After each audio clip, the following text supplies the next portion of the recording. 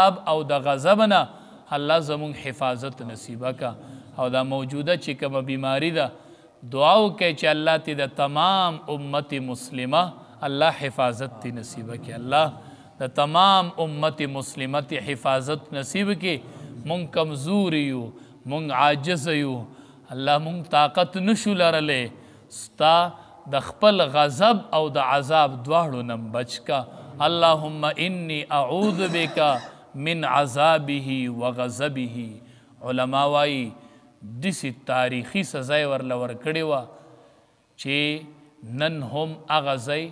د اردن او د بیت المقدس په منځ کې شته وایي دا داسې له کوز ځای دی کوز دا عذاب چې پرې راغلی او د دقې عذاب په ځای کې وایي نن هم شته هغه نه چې هغې دور کې نن هم شته دی د اردن او د بیت المقدس منځ کې دی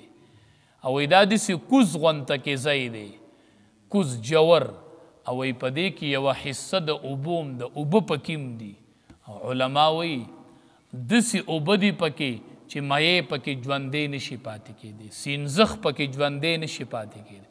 هغه د عذاب اثرات دي چې نن هم په هغې اوبو کې زنده سر ژوندی ژوند نشي کولی دا د الله د عذاب نښې دي الله چې عذاب ورکوي بیا یې په داسې طریقه ورکوي الله زمونږ ته حفاظت وکړه الله د دې موجوده بیمارۍ نه د تمام امت مسلمه حفاظت وکړه الله د تمام مسافرو د وطن والو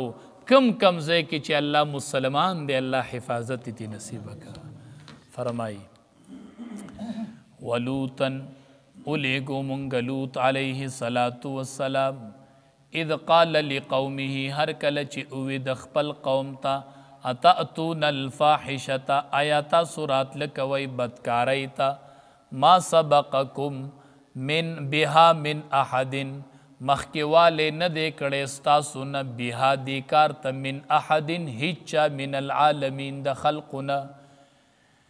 انکم لتأتون الرجال بشکتا سورات لکوی نارینو تشهوتن په شهوت سرا من دون النساء بغیر د خزونه بل انتم قوم مسرفون بلکې تاسو قوم یې د حد نه تیریدونکي وما کان جواب قومه نو جواب د قوم د الا ان قالوا مگر دا چې دی ویل اخرجوهم وباسئ دی لرا من قریتکم د کلي ستاسو نه انهم بیشک دوی